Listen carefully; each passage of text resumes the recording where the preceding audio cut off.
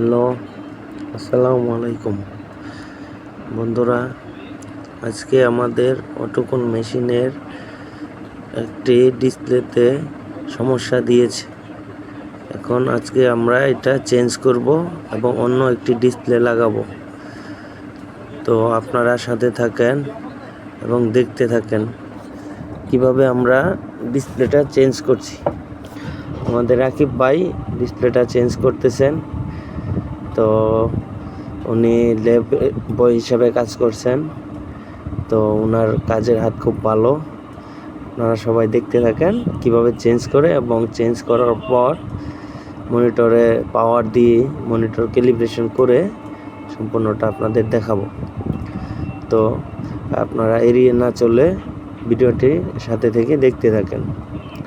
তো এইমাত্র রাকিব ভাই ডিসপ্লেটা সেট আপ করছেন এবং নাট স্ক্রু লাগিয়ে দিচ্ছেন। লাগানো শেষ হলে আমরা 24 ভোল্ট ডিসি পাওয়ার দিয়ে ডিসপ্লেটা আলো অন করব।